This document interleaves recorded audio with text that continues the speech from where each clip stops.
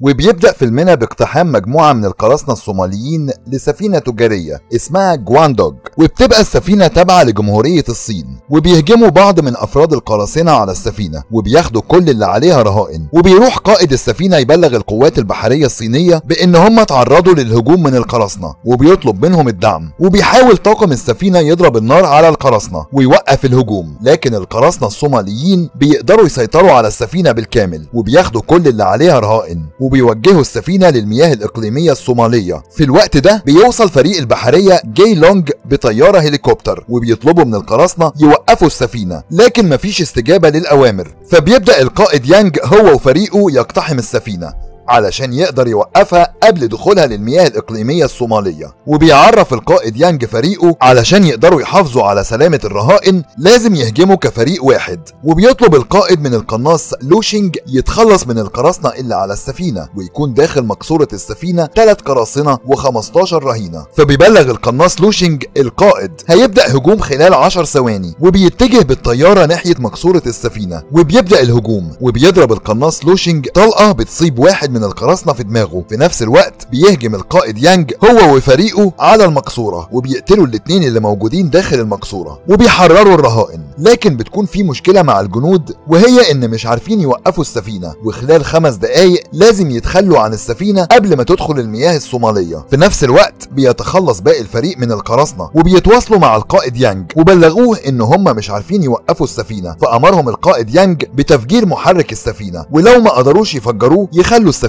لكن بالفعل بيقدر فريق يانج يوصل لمحرك السفينة وبيقتلوا القراصنة الموجودين لحراسته ويفجروا المحرك، وبتقف السفينة قبل ما بتدخل المياه الصومالية. لكن بتيجي إشارة للقائد يانج بهروب واحد من القراصنة في مركب صغيرة للمياه الصومالية، وبيطلب القناص لوشينج من القائد يانج بمطاردة القرصان اللي هرب. وبيرفض القائد يانج لخطورة الموقف، لكن بيصر لوشينج على ملاحقة القراصنة، وبيوافق القائد يانج بشرط ان هو ما يدخلش بالطيارة المياه الصومالية.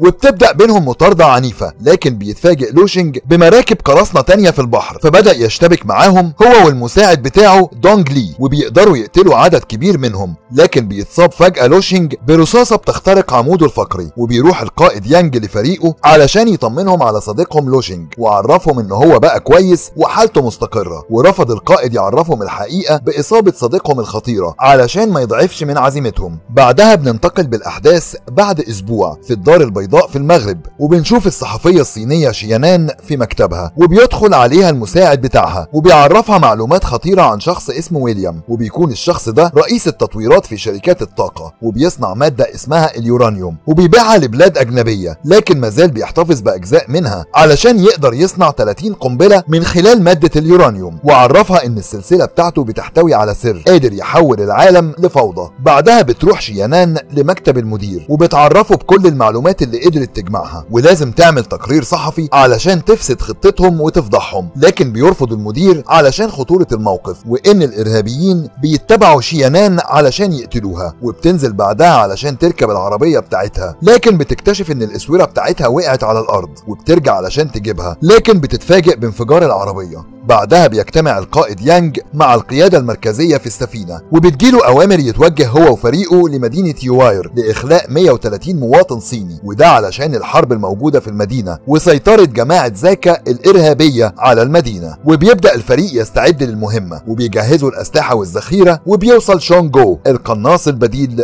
للوشينج، وبيعرفوا القائد يانج على دونج لي لأنه هيبقى المساعد بتاعه، وطلب القائد من دونج لي يعرفه على باقي الفريق. بعدها بنروح على محطة الطاقة في يواير، وبنعرف ان ويليام وجميع من في الشركة بيستعدوا للإخلاء بسبب الإرهاب. وبيتقابل دكتور لو في السفارة الصينية مع القنصل هي، وبيرحب السفير هي بدكتور لو وابنه شون، وبيسأله عن مراته، فبيقول له ان هي في شركة ويليام وبتستعد معاهم للإخلاء بالتنسيق مع القوات الحكومية، واخد منه الموبايل علشان يطمن عليها. وبتوصل السفينة الصينية الى يواير لإخلاء المواطنين الصينيين، وفي نفس الوقت مساعد السفير هي بيبلغوا بالاستعداد علشان هيتحركوا هو والمرافقين اللي معاه. واول ما بيتحركوا بيكون في شخص من القوات الحكوميه خاين وبيبلغ جماعه زكا الارهابيه بتحرك السفير. وبتكون الصحفيه شيانان بتراقب مبنى ويليام هي والمساعد بتاعها، لكن بتلاحظ اقتحام جماعه زكا الارهابيه المبنى وبيقتلوا كل الحرس وبياخدوا كل الموجودين رهائن. في نفس الوقت بيكون موكب السفير هي في طريقه وبيتعرض لكمين وفخ من المتمردين، وبتوصل استغاثه للقياده المركزيه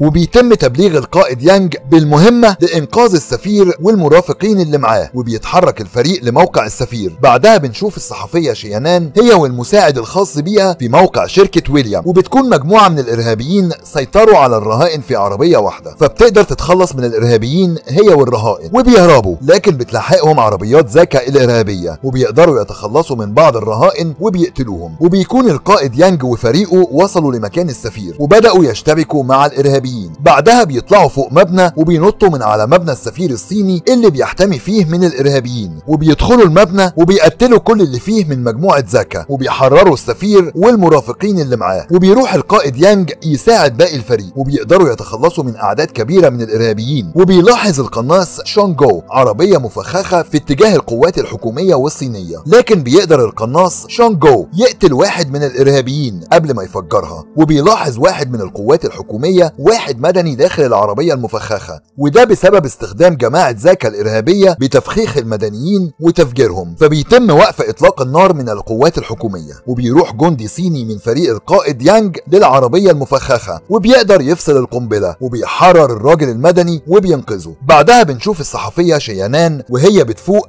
بعد وقوع العربيه من على الجبل، وبتحاول شيانان تخرج المساعد بتاعها وتنقذه، لكن بتسمع صوت رصاص من الارهابيين فبتقدر تخرج من العربيه وبتروح تحط الموبايل بتاعها داخل عربيه من عربيات الارهابيين وبتستخبى بعدها ورا الصخره. واول ما بيمشوا بتروح تدور على موبايل وبتطلب استغاثه من القياده البحريه علشان ينقذوهم. وبتتواصل القياده البحريه مع القائد يانج وبتعرفهم بورود معلومات من الصحفيه شيانان بخطف جماعه زكا الارهابيه لافراد شرطه الطاقه ومدنيه صينيه اسمها مي دونج. بعدها بينقسم الفريق لوحدة تأمين موكب السفير إلى الميناء، والوحدة التانية تم تكليفها لإنقاذ المخطوفين من الإرهابيين ودعم الفريق من الذخيرة بواسطة القوات الحكومية في يواير. وبتتواصل بعدها القيادة البحرية مع القائد يانج هو والفريق لمدينة اسمها باسم، وبيبقى مستولي على المدينة جماعة زكا. وحسب جهاز التتبع الموجود في موبايل الصحفية شيانان بيأكد وجود مي دونج في المدينة، وبيجتمع القائد يانج وبيعرفهم تم تأكيد العملية ووجود الرهائن داخل مدينة باسم وما قدامهمش غير 3 ساعات فقط، وإن المعركة خطيرة جدا ولازم يأدوا كل المهارات القتالية اللي عندهم لإنهاء المهمة. بعدها بتيجي معلومات للقيادة البحرية بوجود 3 عربيات خاصة بالجماعة الإرهابية موجودين على التل أمام السفينة الصينية، وبيأمر القائد طاقم السفينة بتجهيز الأسلحة والاستعداد في أي وقت. وبيوصل القائد يانج وفريقه لمكان الصحفية شيانان وبتتقابل مع القائد وبتكون مصرة تروح معاه لمدينة باسم علشان أمر خطير لازم تنفذه هناك، لكن بيرفض القائد يانج رفض قاطع لخطورة الموقف داخل المدينة. بعدها بيجي لقائد السفينة الصينية فيديو نشره زاكا بيخاطب فيه البحرية الصينية، وبيبقى داخل الفيديو قتل المساعد الخاص بالصحفية شيانان، ولو ما سمعوش كلامهم هيقتلوا المدنية مي دونج. ومش بيبقى قدام قائد السفينة حل غير وصول فريق يانج علشان يقدروا ينقذوا الرهائن. وبيكون فريق يانج في الطريق، فجأة بتتوقف العربيات وبيروح جندي من القوات الحكومية للقائد يانج وبيعرفوا انهم مش هيقدروا يكملوا في الطريق علشان في خطورة عليهم. وبيحاول القائد يانج يتواصل مع القيادة ويبلغهم، لكن ما بيكونش فيه استجابة. وفجأة بتتضرب عليهم قذائف هاون بتدمر كل العربيات والآلات اللي معاهم، وده كمين معمول ليهم من جماعة زكا الإرهابية. وابتدى الفريق يتجمع تاني ويجمع أي ذخيرة موجودة في المكان علشان يقدروا يصدوا الهجوم وينقذوا المدنيين اللي معاهم. وبدأ الفريق يجمع كل قواه ويشتبك مع الإرهابيين، وبيطلب القائد يانج من القناص شونغو والمساعد بتاعه دونج لي يدوروا على مكان مراقبة في أعلى قمة من الجبل علشان يقدروا يتخلصوا من الإرهابيين اللي بتضرب قذائف الصواريخ عليهم. وبيضرب القائد يونج صواريخ الدخان على مكان الإرهابيين علشان يخففوا الضرب على فريقه، لكن بيتصاب بطلقة في رجله. وبيبلغ باقي الفريق بوجود قناص في المكان، وهونج شو وهو بينقذ المدنيين داخل الاتوبيس بيلاحظ وجود قنابل من اثر انفجارات المعدات اللي كانت معاهم، وبيبلغ القائد يانج وبدأ في تعطيل القنابل الموجودة، وشون جو قدر ان هو يوصل لمكان عالي ويتخلص من الارهابيين. لكن القناص الارهابي الموجود مع الجماعة بيقدر يحدد مكان شون جو وبيضرب عليه، لكن بيقدر يهرب منه ويتفادى الطلقات والصواريخ اللي اتضربت عليه ويستخبى ورا صخرة، وبيطلب من المساعد بتاعه دونج يشتت الارهابيين ويحدد مكانهم، وبيقدر شون جو يضرب نار على صواريخ الهاون وبيفجر المكان بالكامل، وبيصيب القناص الارهابي بطلقة في ودنه قبل ما بيهرب. وبيروح القائد يانج يساعد باقي الفريق وينقذ المدنيين داخل الباص، وبيلاحظ وجود قنبلة تانية على وشك الانفجار، وبيخرج بسرعة من الباص وبيطلب من الفريق ياخدوا ساتر ويبعدوا عن المكان، لكن القنبلة بتنفجر، وبيجي دونج وشون ينقذوا القائد وباقي الفريق من تحت الرمل، وده من شدية انفجار القنبلة. بعدها بيفوق القائد يانج وبيتواصل مع القيادة البحرية وبيعرف قائد السفينة باللي حصل، وان كل المعدات اللي معاهم اتفجرت وفاضل عربية واحدة وبيحاولوا يصلحوها، وبيطلب الدعم من حكومة يواير، لكن قائد السفينة قال له هم بالفعل تواصلوا مع قوات يواير لكنهم رفضوا علشان القوات مش هتقدر تساعدهم بسبب سوء الوضع، وفي امكانهم يوصلوا لأقرب نقطة آمنة وان هم يكملوا المهمة لوحدهم. وقائد السفينة بيعرف يانج بخصوص الفيديو اللي نشره زاكا وقتل فيه المساعد الخاص بالصحفية شيانان، وبيأمن الفريق المكان الموجودين فيه من الإرهابيين. وبيروح القائد يانج للصحفية شيانان وبيقول لها ان هي دلوقتي ممكن تروح معاهم لمدينة باسم، لكن اتعصب عليها لعدم سماعها للأوامر وعرضت حياتها للخطر. بعدها بتجيله إشارة من الجنود انهم قدروا يصلحوا العربية اللي معاهم، وبيطلب القائد من باقي الفريق الاستعداد علشان يتحركوا للمدينة. واول ما بيوصلوا للمدينة بيطلب القائد من يوزونج يروح لأعلى قمة في الجبل علشان يفضلوا على اتصال بالقاعدة، وبيبدأ باقي الفريق يدخلوا المدينة واقتحموا بيت قتلوا الإرهابيين اللي فيه. والصحفية شيانان بدأت تتكلم مع الستات اللي في البيت وتطمنهم وعرفت منهم بعض من المعلومات، وبتروح شيانان للقائد يانج وبتعرفه ان داخل المدينة 150 إرهابي، ورسمت ليهم خريطة علشان يقدروا يقتحموا المكان، وقدروا يعرفوا المكان اللي فيه الرهاين، وبيكون في 25 رهينة داخل المقر، من بينهم ميدونج الصينية، وبيبقى مسؤول عنهم 10 حراس من الجماعة الإرهابية، لكن مش هيقدروا يقتحموا المكان، وده علشان الدخول الوحيد هيكون من خلال ساحة المدينة، ومش هينفع يدخلوا علشان عدد الجنود 8 أفراد وعدد الإرهابيين 150. لكن القائد يانج بيعرف شيانان ان مهمته انقاذ ميدونج وعدم الاشتباك مع الإرهابيين، وبتحاول شيانان تكلم القائد لو في إمكانه ينقذ المساعد الخاص بيها، لكن بتتفاجئ برد القائد عليها وهو بيعرفها ان جماعة زاكا الإرهابية قتلوا المساعد بتاعها. وبتتصدم شيانان من كلام القائد وبتفضل تعيط وبتحكي له ان هي فقدت في المرة الأولى جوزها وابنها في تفجير تم في لندن سنة 2005 على ايد الإرهابيين، والمرة الثانية فقدت صديقها والمساعد بتاعها، ومن وقتها قررت تنتقم من اللي قتلوهم. وبعدها اجتمع القائد يانج مع جندي من فريقه وعرفوا انه هيحرر كل الرهائن، وان الخطة عبارة عن الأولوية يحرروا ميدونج الصينية، وبعدها يتجمع باقي الفريق علشان يحرروا باقي الرهائن. وطلب منه يبلغ شيتو وتونج لي يتنكروا في لبس الإرهابيين ويدخلوا مقر الرهائن ويهربوا ميدونج من غير ما يتم اكتشافهم. وشون جو ودونج لي يبحثوا عن مكان للمراقبة لتغطية باقي الفريق، وزي يونج هيأمن الاتصال بينهم علشان جهاز التشويش الموجود داخل الساحة، لكن الجندي بيرفض الخطة علشان لو اتكشفوا أكيد هتعرف الجماعة الإرهابية بهروب ميدونج الصينية وهيعرفوا باختفائها من وسط الرهائن، وهتبقى معركة عنيفة داخل الساحة ومش معاهم ذخيرة كافية. وهنا بتقرر شيانان تساعدهم وبتطلب من القائد تتنكر وتاخد مكان ميدونج علشان ما تتكشفش. بعدها بنشوف قائد الجماعة الإرهابية بيروح لويليام وبيبدأ يعذب فيه علشان يعرف منه مكان اليورانيوم، وبعد ما بيقول له على المكان بيقتله. في نفس الوقت بتكون الجنود اتنكروا ودخلوا الساحة من غير ما يتكشفوا، وبياخد القائد يانج عربية وبيزرع فيها قنبلة. بعدها بيخرج قائد الجماعة الإرهابية هو ورجالته علشان يتجه لمكان اليورانيوم اللي عرفه من ويليام. في نفس الوقت بيتواصل يوزانج مع القائد يانج وبيعرفوا ان هم فقدوا الاتصال بالسفينة الصينية، وبياخد الإذن علشان يروح يعرف سبب قطع الاتصال. وأول ما بيروح بيلاقي جهاز الإرسال منقول من مكانه وبيحاول ان هو يعدل الجهاز علشان الاتصال، لكن بيكون في واحد من الجماعة الإرهابية بيراقبه وبيتصل بقائد الإرهابيين يبلغوا بوجود جندي صيني على الجبل، فقال له إن هم موجودين علشان ينقذوا الرهينة الصينية وأمرهم يقتلوها، ويبلغ المدافع الموجودة على التل تفجر السفينة الصينية. بعدها بيروح بعض من أفراد الجماعة الإرهابية وبياخدوا الرهينة الصينية، لكن بتكون شيانان هي اللي أخدوها مكان مي دونج، وبيعرف القائد يانج باللي حصل وبلغ باقي الفريق بالاستعداد أول ما تكون مي دونج في الأمان وهو هيرجع ينقذ شيانان. وبتكون الجماعة الإرهابية الموجودة على التل أطلقت الصواريخ على السفينة علشان تدمرها، لكن الأسلحة المضادة بتضرب الصواريخ قبل وصولها للسفينة، وبيؤمر قائد السفينة بإطلاق الصواريخ على جماعة زاكا الموجودين على التل، وبالفعل قدروا يتخلصوا منهم. وبتكون الجماعة الإرهابية هتقتل شيانان، لكن بيكتشف واحد منهم إن مش هي دي الرهينة الصينية اللي هم خطفوها وأمرهم يقتلوها، وبيدخل القائد يانج فجأة وبيقتل كل الإرهابيين وبينقذها. وقبل ما بتهرب شيانان بتلاقي ويليام مقتول والسلسلة بتاعته اختفت.